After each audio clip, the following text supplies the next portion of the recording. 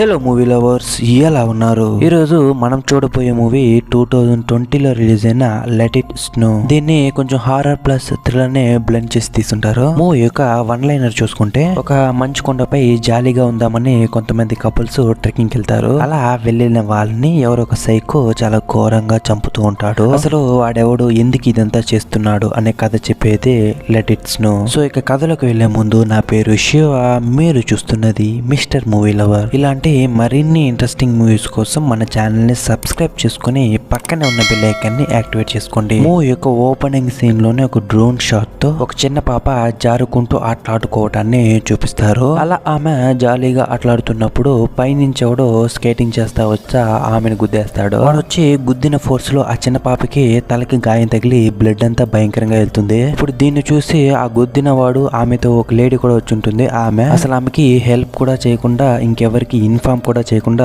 అక్కడి నుంచి వెళ్ళిపోతారు. చిన్న పాపకి తగిలిన గాయం వల్ల ఆమె కదలలేని సిచ్యువేషన్ లో ఉంటుంది. కాసేపు తర్వాత ఆమెకి చాలా అయితే బ్లడ్ లాస్ అయి ఉంటుంది. ఆమె చనిపోయే ఉంటుంది. ఇప్పుడు ఈ అమ్మాయి చనిపోయి ఉన్న ప్లేస్ బ్లాక్ రిచ్. దీన్ని మీరు బాగా గుర్తు పెట్టుకోండి. కట్ చేస్తే ఇప్పుడు 3 సంవత్సరాల తర్వాత చూపిస్తారు. అక్కడ ఒక కపుల్ పెళ్లి చేసుకునే ముందు హనీమూన్ కి ఒకసారి రిహార్సల్ చేద్దామని స్నో మౌంటైన్ కి వెళ్తుంటారు. వీళ్ళే మన కథలో హీరో హీరోయిన్. చాలా దూరం ప్రయాణం తర్వాత ఎలాగో వాళ్ళు చేరుకోవాల్సిన హోటల్ కి అయితే రీచ్ అయిపోతారు. ఇప్పుడు మన హీరో లోపలికి వచ్చి ఆ యొక్క రిసెప్షనిస్ట్ తో మాకు ఒక రూమ్ కావాలి, బుక్ చేయనని అడుగుతాడు. దాని తర్వాత ఇక్కడ నుంచి బ్లాక్ రీచ్ కి వెళ్ళాలంటే ఎలా వెళ్ళాలి, ఎక్కడ వెళ్ళాలని అడుగుతాడు. దానికి ఆ రిసెప్షనిస్ట్, ఎందుకు మీరు బ్లాక్ రీచ్ కి వెళ్ళాలనుకుంటున్నారు? ఇంతవరకు అక్కడికి వెళ్ళిన వాళ్ళు తిరిగి ప్రాణాలతో వచ్చినట్టే రికార్డ్స్ లోనే లేవు. మీకు కావాలంటే అదర్ బ్యూటిఫుల్ ప్లేసెస్ అంతా ఉన్నాయి, మేము మీకు దాన్ని అరేంజ్ చేసిస్తామని అంటుంది. దానికి మన హీరో ఏమైనా పర్లేదు, ఎంత ఖర్చు అయినా పర్లేదు, నేను రేపు అక్కడికి వెళ్ళాలి అని చెప్పేసి లోపలికి వెళ్తాడు. దానికి ఆ రిసెప్షనిస్ట్ కూడా సరే అని చెప్తుంది. అక్కడ నుంచి రూమ్ కి వెళ్ళిన మన హీరో హీరోయిన్ ఇంతసేపు మంచులో వచ్చిన వాళ్ళకి బాడీ చల్లబడిపోయింది. సో శరీరానికి కొంచెం వేడినివ్వడానికి ఇద్దరు కలిసి హార్డ్ వర్క్ చేస్తారు. అలానే నిద్ర కూడా పోతారు. బట్ మన హీరోయిన్ కి నిద్రే రానంటుంది. అలా ఇంటిని కాసేపు రౌండ్ వేసి వెళ్ళి తలుపు తెరిచి చూస్తే ఆ రిసెప్షనిస్ట్ బయట నిలబడుకుంది, చేతిలో మందు బాటిల్ పెట్టుకుని. ఆమెను చూసిన మన హీరోయిన్ కి కొంచెం షాక్ అయిపోతుంది. మేడం, మా యొక్క హోటల్ కి వస్తే మీకు వైన్ ని ఫ్రీగా ఇస్తాము, మీరు వచ్చినప్పుడు మీకు ఇవ్వటాన్ని మర్చిపోయాను, సో ఇప్పుడు మీకు ఇవ్వడానికి తీసుకొచ్చాను అని చెప్పి ఇస్తూ, ఇక్కడ చూడండి మేడం, మిమ్మల్ని ఇంకొకసారి రిక్వెస్ట్ చేసుకుంటున్నాను, మీరు ఎక్కడికైనా వెళ్ళండి కానీ ఆ యొక్క బ్లాక్ రీచ్ అనే ప్లేస్ కి మాత్రం వెళ్ళకండి. ఒక వారం ముందు మీలాగే ఒక కప్పులు వచ్చారు, వాళ్ళకి కూడా నేను ఇదే చెప్పాను, ఎంతో చెప్పాను, అక్కడికి వెళ్ళొద్దండి అని. బట్ వాళ్ళు నా మాటలు కొంచెం కూడా మతించలేదు. అలా వెళ్ళిన వాళ్ళ బాడీ ఈ రోజు మార్నింగే దొరికింది. నేను మీకు చెప్పేది సిల్లీగా ఉండొచ్చు కానీ ఇదే నిజము, నేను నమ్మండి అని చెప్తుంది. దానికి మన హీరోయిన్, మేమేం చేయాలో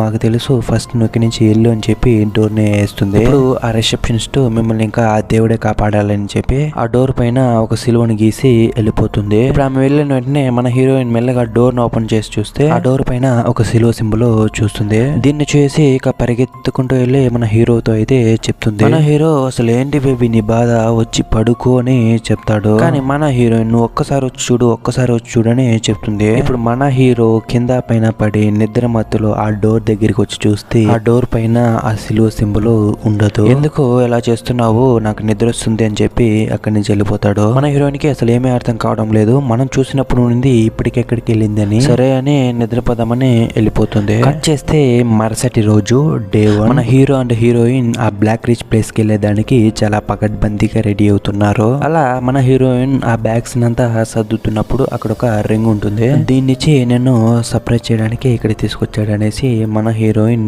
పొంగిపోతుంది. దాని తర్వాత అంతా ప్యాక్ చేసి ఇద్దరు వెళ్ళి ఆ రిసెప్షనిస్ట్ దగ్గర, ఏంటి మేడం హెలికాప్టర్ వచ్చిందని అడుగుతాడు. మళ్ళీ ఆ రిసెప్షనిస్ట్ చెప్తుంది, ఇంకొకసారి చివరిసారిగా ఆలోచించుకోండి అని. దానికి మన హీరో, బందాగా నేను సునామీలోనే స్విమ్మింగ్ చేసిన వాడిని ఏదొచ్చినా చూసుకుంటానని చెప్పి బయటకు వస్తాడు. ఇప్పుడు బయట వచ్చి చూస్తే హెలికాప్టర్ అయితే వచ్చేస్తుంటుంది. ఇప్పుడు మన హీరో అండ్ హీరోయిన్ ఆ హెలికాప్టర్ ఎక్కి వెళ్తారు. అలా వెళ్తూ ఉన్నప్పుడు ఆ మౌంటైన్స్ ఎడ్జ్ లో ఒక సిలువ ఒకటి చెక్కి పెట్టుంటారు. దాన్ని చూసి మన హీరోయిన్ ఆ పైలట్ తో, అసలు ఎందుకంటే దాన్ని తీసుకొచ్చి అక్కడ పెట్టారని అడుగుతుంది. దానికి ఆ పైలట్ 3 సంవత్సరాలకు ముందు ఒక చిన్న పాపని ఎవడో దారుణంగా చంపేసి వదిలేసి వెళ్ళాడు. ఆ పాప యొక్క జ్ఞాపకార్థంగానే వాళ్ళ యొక్క ఫ్యామిలీ వాళ్ళు వచ్చి ఆ సిలువని అక్కడ చెక్కి పెట్టారని చెప్తాడు. ఇప్పుడు అలానే మాట్లాడుకుంటా ఆ బ్లాక్ రిచ్ అనే ప్లేస్ కి అయితే వచ్చి చేరుకుంటారు. పైలట్ త్వరగా వాళ్ళని దింపేసి అక్కడ నుంచి ఒకే జంప్. అలా దిగిన వెంటనే వాళ్ళ కాళ్ళకంతా స్కేట్ బోర్డ్స్ కట్టుకొని ఇక ఆ మౌంటైన్ పై నుంచి అయితే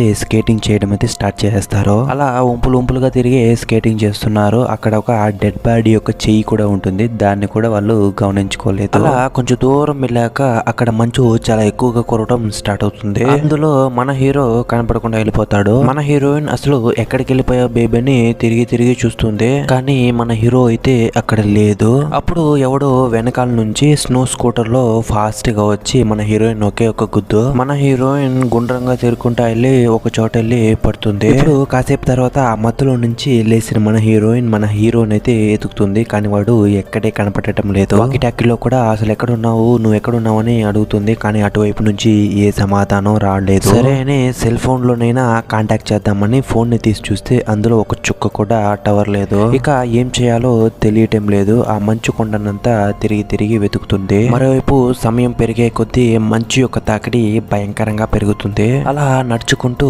నార్త్ సైడ్ కి వెళ్ళిన మన హీరోయిన్ చూస్తే దూరంగా ఒకడైతే నిల్చుకొని ఉన్నాడు. దీనిని చూసి మన హీరోయిన్ తన యొక్క బాయ్ ఫ్రెండ్ అక్కడ నిలబడి ఉన్నాడని పరిగెత్తుకుంటూ వెళ్తుంది. అక్కడికి వెళ్ళి చూస్తే అది మన హీరోనే. యాక్చువల్ గా మన హీరో వచ్చి హీరోయిన్ కి సర్ప్రైజ్ ఇవ్వాలని ఇక్కడ తిరుకొస్తే ఇంతకు ముందు సీన్ లో మన హీరోయిన్ వచ్చి స్నో స్కూటర్ లో వచ్చి గుద్దాడు కదా, వాడే ఇప్పుడు ఇక్కడ ఫ్లవర్స్ అంతా గుచ్చిపెట్టి సర్ప్రైజ్ చేస్తున్నాడంట. మన హీరోయిన్ దగ్గరకు వచ్చి అసలు ఏంటండి ఇదంతా నోరెళ్ళబెట్టే లోపలే వాడ బైక్ ని స్టార్ట్ చేసి మన హీరోని కుక్కను లాక్కెళ్తున్నాడు. మన హీరోయిన్ కూడా ఆగురా ఆంబోతోడు అని చెప్పేసి వాని వెనకాలే పరిగెత్తుతుంది. కానీ కొంచెం దూరం వెళ్ళాక వాడు ఆ మంచులో మాయమే అయిపోతాడు. ఆ బైక్ వెళ్ళుండే అచ్చుముద్రనే ఫాలో అవుతా మన హీరోయిన్ వెళ్తూ ఉన్నప్పుడు అక్కడ వెళ్లే చోతంతా రక్తం అంతా చిందుంటుంది. అసలు ఏంటా ఇదని పైకి చూస్తే అక్కడ సైకో నిల్చొని ఉన్నాడు. వాడు మన హీరోయిన్ చూసి టాటా చెప్పి వాడి చేతిలో ఉన్న బాంబుని తీసి వేస్తాడు. ఆ బాంబు పేలినందువల్ల కొండపైన ఉన్న మంచంతా క్రస్ట్ అయ్యి కిందకు వస్తుంది. మన హీరోయిన్ కూడా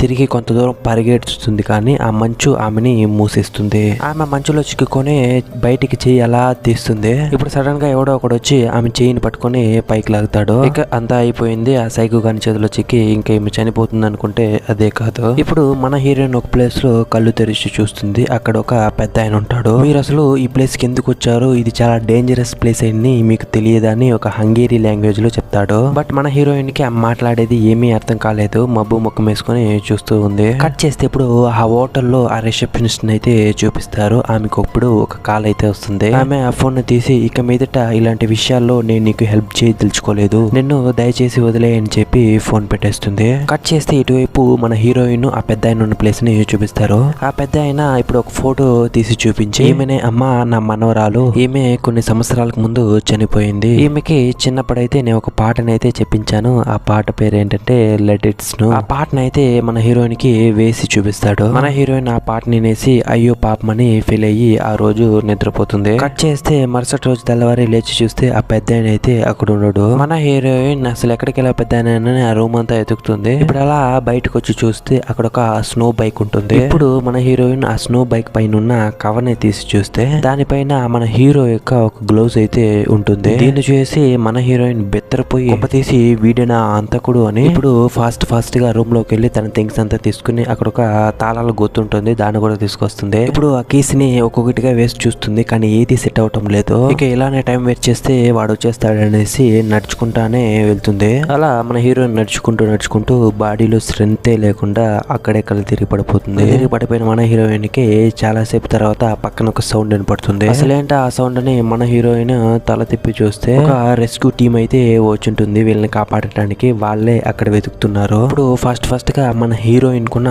కొంచెం స్ట్రెంత్ ని కూడా మూట కట్టుకొని అరుస్తుంది. కానీ అప్పటికే వాళ్ళు అక్కడి నుంచి వెళ్ళిపోతారు. ఇప్పుడు మన హీరోయిన్ కి పిచ్చి లేసిపోయి చాలా భయంకరంగా అరుస్తుంది, ఫ్రస్ట్రేట్ అవుతుంది. చేసేది ఏమీ లేక మన వల్ల ఎంతవరకు వీలవుతుందో అంతవరకు నడుద్దామని చెప్పి తన యొక్క ప్రయాణాన్ని అయితే స్టార్ట్ చేస్తుంది. అలా చాలా దూరం అయితే నడిచి వస్తూ ఉంటుంది. అక్కడ ఒక టెంట్ అయితే చూస్తుంది. ఆ టెంట్ కి ఒక బొమ్మనైతే గుచ్చి పెట్టుంటారు. దాని చేతికి మన హీరో యొక్క రెండో గ్లోవ్స్ కూడా ఉంటుంది. దానిని చూసి మన హీరోయిన్ ఒకవేళ మన బాయ్ ఫ్రెండ్ ని టెంట్ లోపలనే దాచిపెట్టున్నారని చెప్పి లోపలికి వెళ్తుంది. లోపలికి వెళ్ళి చూస్తే మూవీ యొక్క ఫస్ట్ సీన్ లో ఒక అమ్మాయి అయితే చనిపోయి ఉంటుంది కదా, ఆమె యొక్క ఫోటో అయితే ఉంది. అలా అలాగే అక్కడ చాలా క్యాండిల్స్ అయితే అంటించి పెట్టున్నారు. ఇలా ఆమె చూస్తూ ఉన్నప్పుడు లోపల ఎవడో అడుస్తున్న శబ్దం అయితే వస్తుంది. అసలు ఎవరా అని లోపలికి వెళ్ళి చూస్తే ఇంతకు ముందు ఈమెనైతే కాపాడుతుంటాడు కదా ఒక పెద్ద ఆయన అయితే చేతికి చైన్స్ అంతా కట్టి ఏలాడదీస్తుంటారు. ఇప్పుడు మన హీరోయిన్ ఆయన్ని చూసి నువ్వేంటి పెద్ద ఇక్కడ ఉన్నావు అడగ్గా ఆయన నువ్వు ఇంకా ఇక్కడి నుంచి వెళ్ళలేదా అయితే నీకు ఇంకా సావు మూడిందని చెప్తాడు. ఇప్పుడు తిరిగి చూస్తే వెనకాల సైకో కిల్లర్ నిల్చొని ఉన్నాడు. వాడిని చూసి మన హీరోయిన్ బెత్తరపోయి ఒకే ఒక పరుగు అక్కడి నుంచి అలా చాలా దూరం పరిగెత్తుతుంది. వాడు వెనకాలే స్నో స్కూటర్ తో కత్తి తీసుకుని వస్తున్నాడు నరకాలి అని చెప్పి. అలా పరిగెత్తుతూ కొండ చివరి నుంచి దొరలటం స్టార్ట్ అయిపోతుంది. అలా చాలా దూరం దొల్లుకుంటా వచ్చి ఒక చోట అయితే గబామని లేస్తుంది. ఇప్పుడు లేచి చూస్తే అక్కడ చిన్నది ఒక వాటర్ ఫాల్ అయితే ఉంది. ఇప్పుడు చాలా దప్పికితో ఉన్న మన హీరోయిన్ అక్కడే ఉన్న ఆ నీళ్ళనంతా తాగేసి తన బ్యాగ్ లో తెచ్చుకున్న కొన్ని స్నాక్స్ అయితే తినేసి అక్కడి నుంచి బయలుదేరుతుంది. అప్పుడే అలానే చీకటి కూడా పడిపోతుంది. సరే ఇక మీదట ఒక అడుగేసిన ప్రమాదం అని చెప్పి అక్కడే ఒక చిన్న ఫైర్ క్యాంప్ అయితే వేసి అక్కడే నిద్రపోవడం స్టార్ట్ చేస్తుంది. అలా నిద్రపోతున్నప్పుడు మన హీరోయిన్ కి తన బాయ్ ఫ్రెండ్ మెమరీస్ అయితే చాలానే వస్తుంది. మరుసటి రోజు మన హీరోయిన్ లేచి తన దగ్గర నడిచేంత శక్తి కూడా లేకపోయినా కుంటుకుంటూ నడుస్తుంది. అలా నడుచుకుంటూ వెళ్తున్నప్పుడు మౌంటైన్ యొక్క ఎడ్జ్ లో ఒక స్నో బొమ్మ లాగా ఒకటి కనపడుతుంది. అసలు ఏంట్రా ఇదని మన హీరోయిన్ కొంచెం దగ్గరికి వెళ్ళి చూస్తే అది స్నో బొమ్మ కాదు, మన హీరోయిన్ యొక్క బాయ్ ఫ్రెండ్. మన హీరోయిన్ యొక్క బాయ్ ఫ్రెండ్ చంపి ఒక బొమ్మలాగా చేసి అక్కడ పెట్టుంటారు. తన చేతిలో ఆ వెడ్డింగ్ రింగ్ కూడా ఉంటుంది.